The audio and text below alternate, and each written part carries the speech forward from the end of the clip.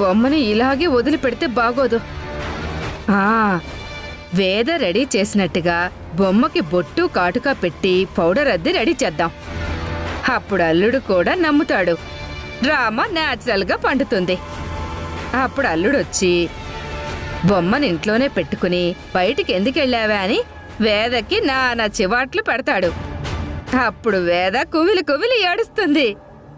కాపురానికి కార్చిచ్చంటుకుంటుంది.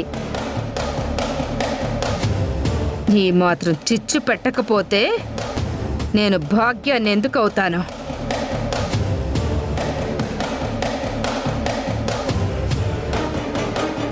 అల్లుడికి వేద దొరికిందో లేదంటే ఇంకా రోడ్లు పట్టుకుని తిరుగుతుందో.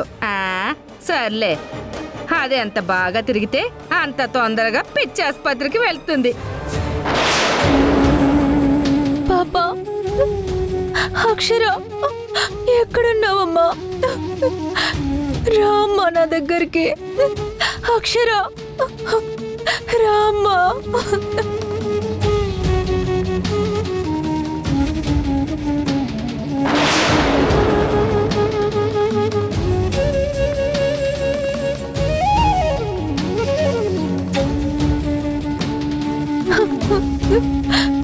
ఏమైందమ్మా? ఎందుకు ఏడుస్తున్నావు? నా కూతురు తప్పిపోయిందండి. ఎటు పోయిందో తెలియట్లేదు. మీరేమైనా చూసారా? పాప ఫోటో చూపించండి, చూసామో లేదో చెప్తాం. ఫోటోనా? అయ్యో, ఇంట్లో మర్చిపోయి వచ్చాను. ఇప్పుడు మీకు పాప ఎలా ఉంటుందో ఎలా చెప్పాలి?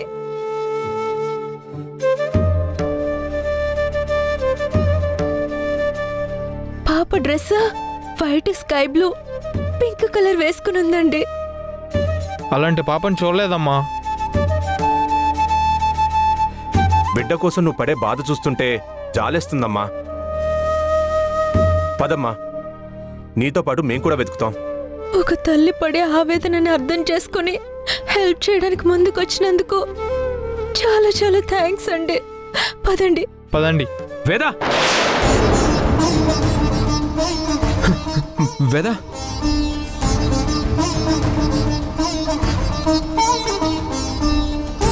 ఎందుకు నన్ను చూసి కూడా ఆకుండా వెళ్తున్నావు? ఇంటికి వెళ్దాం పద. పాప ఆడుకుంటూ రోడ్డు మీదకొచ్చి తప్పిపోయింది.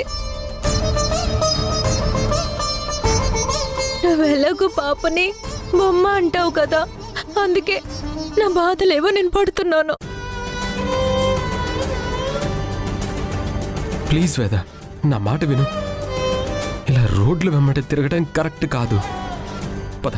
ఏమయ్యా, కన్న కూతుర్ని బొమ్మ అని ఎలా అంటావయ్యా? నువ్వు అలా అంటావని తన కూతురు తప్పిపోయినా తనొక్కతే వెతుకుతుంది తప్ప నీతో ఏమీ చెప్పలేదు.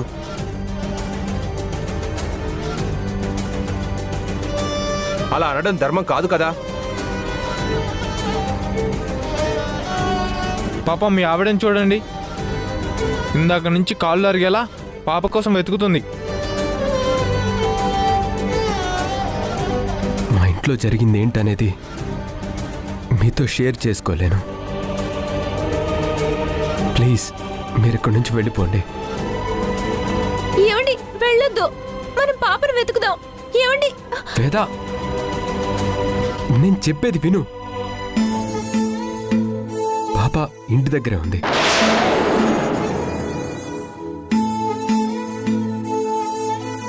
నీకోసం ఎదురు చూస్తూ అమ్మ అని ఏడుస్తుంది. నిజమా? పాప ఇంటి దగ్గరే ఉందా? నిజం.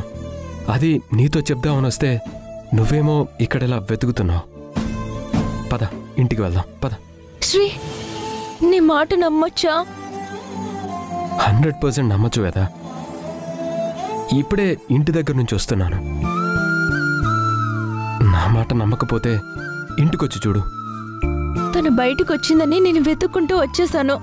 పదండి, వెళ్ళి పాపకు అన్నం పెడదాం. అన్నట్టు పాపని ఇంటికెవరు తీసుకొచ్చారు? అది మన ఇంటి పక్కన ఉండే వాళ్ళు తీసుకొచ్చారు. శ్రీ, పాపకి రోడ్డు మీద వెళ్ళేటప్పుడు దెబ్బలేం తగలేదు కదా? లేదు, కానీ నాకు చెయ్యి గీరుకుపోయింది చూడు.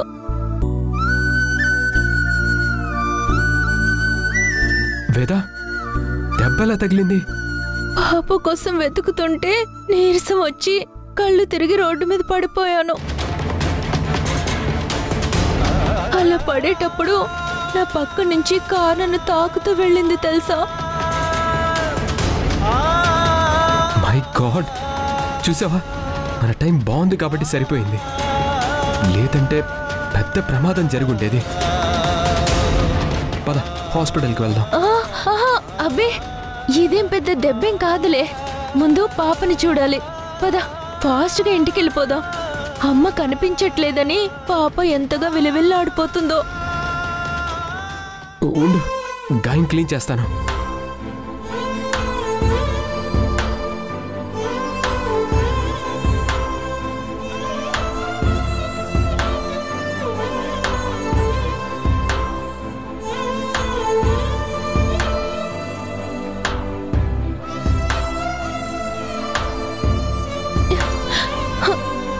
ఏం కాదులే శ్రీ, ముందు వెళ్దాం పద.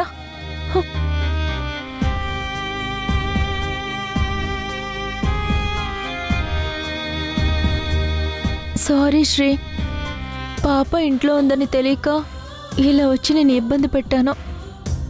పర్లేదులే, పద వెళ్దాం.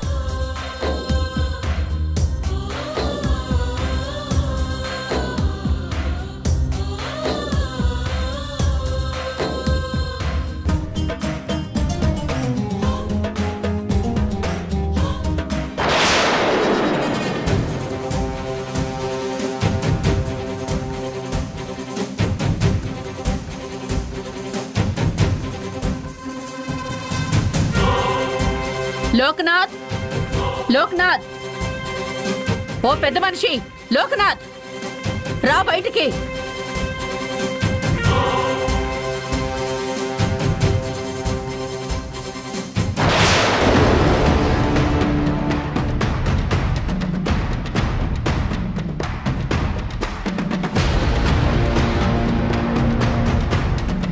రాజేశ్వరి గారు, యుఎస్ నుంచి ఎప్పుడొచ్చారు?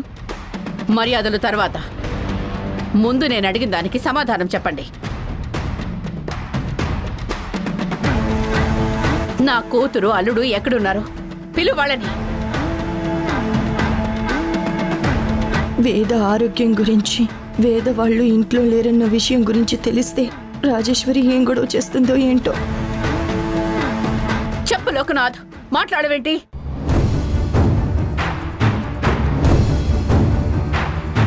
రాజేశ్వరి గారు, ముందు మీరు కూర్చోండి. నువ్వు మాట్లాడకు పార్వతి.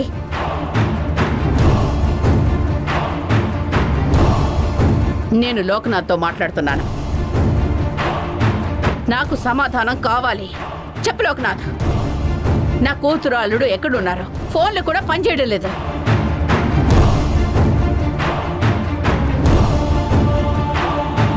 శ్రీ, వేద, శ్రీ,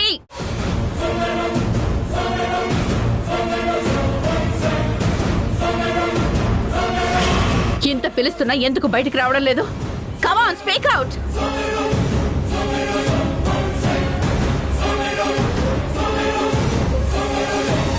సమాధానం చెప్పలేవు, ఎందుకంటే వాళ్ళు ఈ ఇంట్లో లేరు కాబట్టి.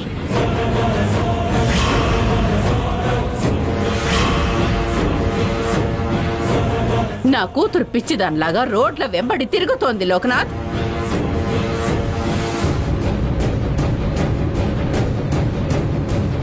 నా కూతురు రోడ్ల మీద పిచ్చిదానిలాగా తిరగాల్సిన దుస్థితి ఎందుకు వచ్చింది? అలా తెప్పించిన వాళ్ళెవరు?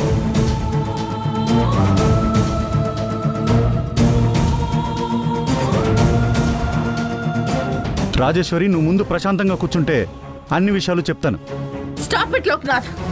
అడిగిన దానికి ఆన్సర్ చెప్పకుండా దాటేస్తున్నావంటే ఏదో పెద్ద గొడవే జరిగిందన్నమాట.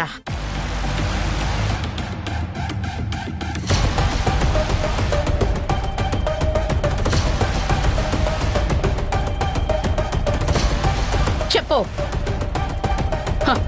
అపరంజి బొమ్మ లాంటి నా కూతుర్ని మీ ఇంటి కోడలి చేసి వెళ్ళిపోతే ఇప్పుడు తన పరిస్థితి ఎందుకు ఇలా దిగజారిందో నాకు సమాధానం కావాలి.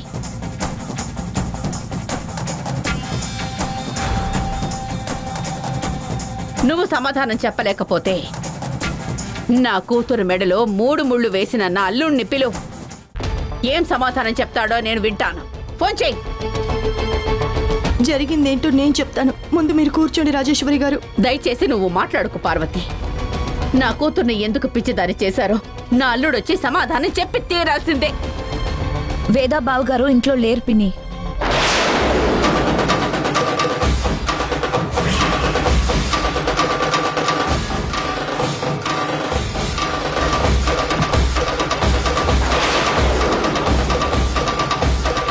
అవును పిన్ని, వేదా బావగారు ఇక్కడ ఉండట్లేదు, వేరే ఇంట్లో ఉంటున్నారు.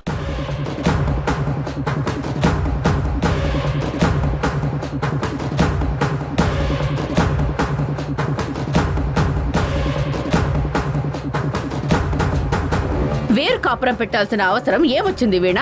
అసలు ఇంట్లో ఏం జరిగింది? నా కూతురికి ఏమైంది?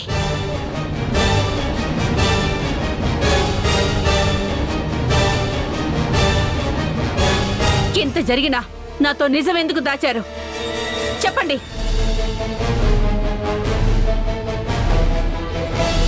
చెప్పు లోక్నాథ్. అసలే నువ్వు డబ్బు మనిషివి కదా. నా కూతుర్ని పుట్టింటి నుంచి ఇంకా డబ్బులు తీసుకురమ్మని టార్చర్ పెట్టి వెళ్ళగొట్టావా? రాజేశ్వరి, మాటలు మర్యాదగా రాని. డబ్బు కోసం ఇంటి కోడల్ని ఇంట్లోంచి పంపించేంత కసాయివాణ్ణి కాదు నేను.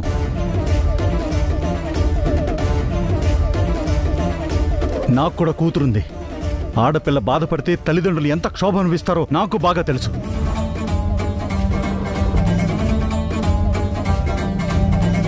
అంత నొప్పి తెలిసిన వాడివి మరెందుకు వాళ్ళని ఇంట్లోంచి వెళ్ళిపోయేలా చేశావు? ఒకవేళ నా కూతురు ఏదైనా తప్పు చేసుంటే నాకు చెప్పాలి కదా, మరెందుకు చెప్పలేదు? ఏం పార్వతి, నువ్వైనా శ్రీ వాళ్ళ ఇంట్లోంచి వెళ్లకుండా నచ్చ చెప్పి ఆపి ఉండాల్సింది కదా, ఎందుకు ఆపలేకపోయావు? చూడు రాజేశ్వరి, నువ్వు మమ్మల్ని పూర్తిగా అపార్థం చేసుకుంటున్నావు. శ్రీ వాళ్ళ విషయంలో మేమేం తప్పు చేయలేదు. శ్రీకి ఇంట్లో కొన్ని అనుమానాలు కలిగి వెళ్ళిపోయాడు.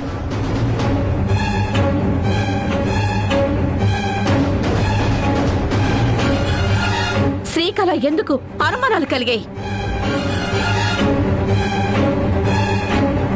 ఆ అనుమానాలు కలిగేలా చేసింది మీరే కదా మావయ్య.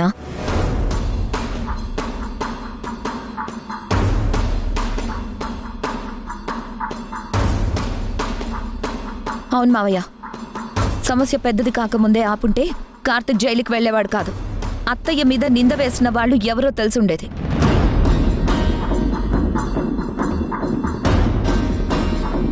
వేద ఆరోగ్యం ఇప్పుడు ఇలా అయ్యుండేది కాదు. ఆ అనుమానం ఎందువల్ల వచ్చింది?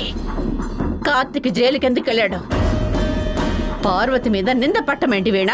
అసలు ఏం జరిగిందంటే పిన్ని, వీణా, నువ్వు కొంచెం ఆగు, నేను మాట్లాడతాను.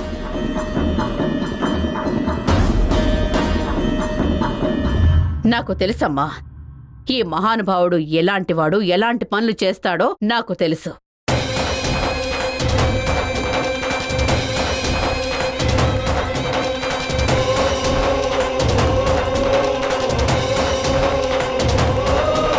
ఇంట్లో ఇంత జరిగినా నాకు ఏ విషయాలు తెలియకుండా జాగ్రత్త పడ్డాడంటే ఎంత ముందు చూపుతో ఈ పనులు చేశాడో చూసావా?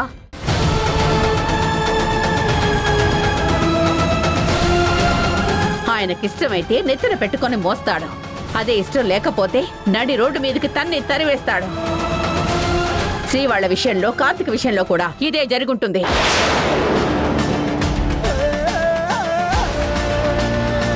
రాజేశ్వరి గారు, ఆయన అపార్థం చేసుకుంటున్నారు. నిజానికి జరిగిన దానిలో ఆయన ప్రమేయం ఏం లేదు. భర్తని వెనకేసుకొస్తున్నావా పార్వతి? కాదు రాజేశ్వరి గారు, వాస్తవం చెప్తున్నాను. వేదని అలా చూసి ఒక తల్లిగా మీ మనసు ఎంత తల్లడిల్లిపోయి ఉంటుందో నేను అర్థం చేసుకోగలను.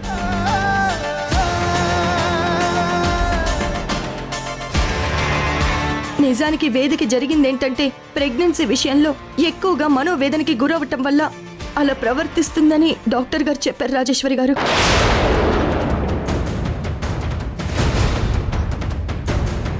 వేద ప్రెగ్నెంటా?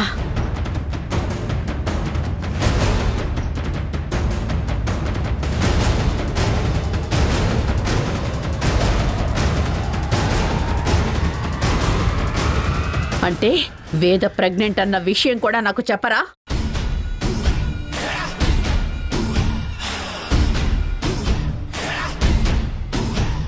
ఏంటి పార్వతి ఇంత అన్యాయం? బిడ్డ కడుపుతో ఉందని తెలిస్తే తల్లి ఎంత మురిసిపోతుందో నీకు తెలుసు కదా.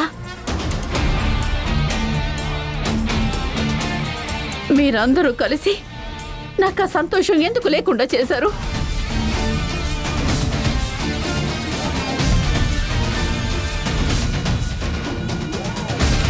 నా బిడ్డకి ఎలాంటి గతి పట్టించారు లోక్నాథ్? కడుపుతో ఉన్న కోడల్ని కళ్ళల్లో పెట్టుకుని చూసుకుంటారు, కానీ అలా వేరు కాపురం పెట్టేలా చేస్తావా?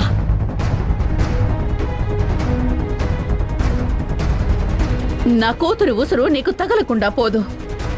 ఖచ్చితంగా ఇంతకు ఇంత అనుభవిస్తావు.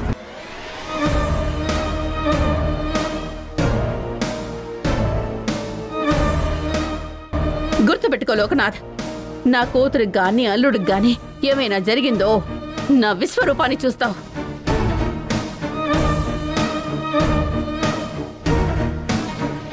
పార్వతి, నా బిడ్డకి ఇలాంటివన్నీ భరించాల్సిన కర్మ పట్టలేదు. ఇప్పుడే వెళ్ళి నా బిడ్డని నేను తెచ్చుకుంటాను, కాపాడుకుంటాను. తప్పు ఎవరు చేశారో తెలుసుకొని వాళ్ళకి తగిన శాస్తి చేస్తాను.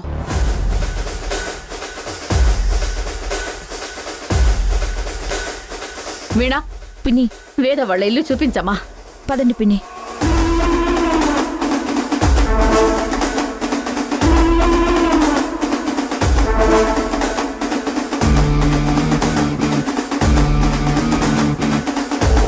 రాజేశ్వరి సడన్గా ఎలా ఊడిపడిందేంటి? ఇప్పుడు ఈ రాజేశ్వరిని ఎలా ఫేస్ చేయాలో అర్థం కావట్లేదు. చూసావు కదా పార్వతి, ఎవరో చేసిన తప్పులు నా తల మీదకి వచ్చాయి.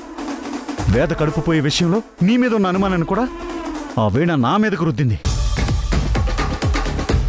ఒక పక్కేమో కొడుకు జైల్లో ఉన్నాడు, ఒక పక్క శ్రీ వాళ్ళ సమస్య, ఇప్పుడు ఈ రాజేశ్వరి వచ్చి పడింది. అన్ని సమస్యలు కలిసి నన్ను అష్టదిగ్బంధనం చేశాయి. ఏం చెయ్యాలో ఎలా బయటపడాలో అర్థం కావట్లేదు. మొత్తానికి మీ అత్త కోడలు కలిసి నాకు 3 చెరువులు నీళ్లు తాగిస్తున్నారు. అసమర్థుని చేసి ఫుట్బాల్ ఆడుకుంటున్నారు.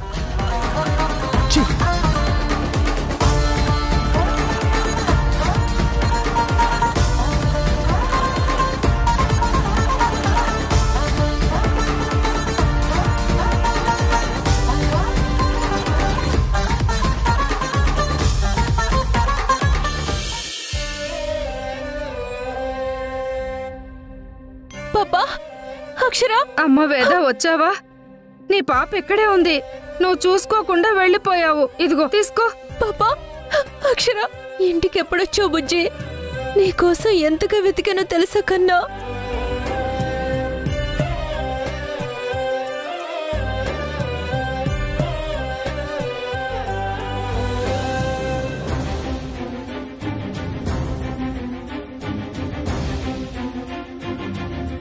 దీన్ని ఇంటికి రాకుండా ఏ కారో లారీనో గుద్దేసుంటే పేడ పోయి ఉండేది. మళ్ళీ దరిద్రం కొంపకొచ్చింది. శ్రీ, ఆ దేవుడి దయవల్ల పాప ఇంటికి తిరిగి వచ్చింది. ఇకపై మన పాపని చాలా జాగ్రత్తగా చూసుకోవాలి. ఎప్పుడు మనకి టైం ఫేవర్గా ఉండదు కదా.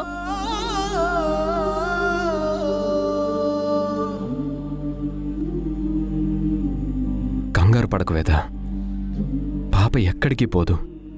రిలాక్స్డ్గా ఉండు. ముందు గాయానికి ఫస్ట్ ఎయిడ్ చేస్తాను.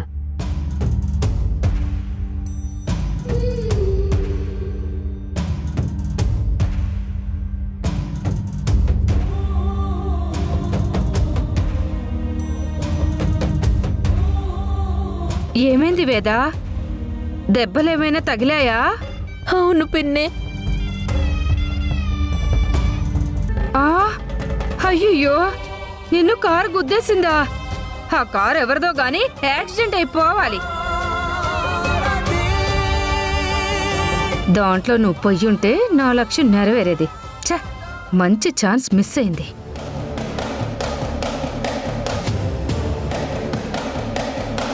వేద, ట్రీట్మెంట్ చేస్తాను, కూర్చో.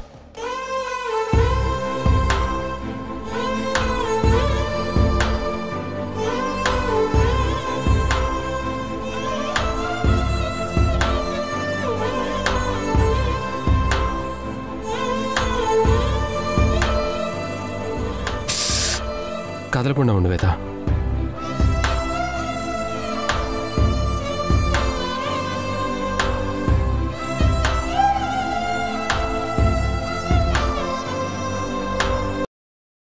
శ్రీ పార్వతితో గొడవపడి తన భార్యను తీసుకుని ఇలా బయటకు వచ్చి ఉంటున్నాడు. అమాయకురాలి జీవితాన్ని నాశనం చేసి ఏ మూట కట్టుకుంటుందో ఏంటో నా మొహం మండ.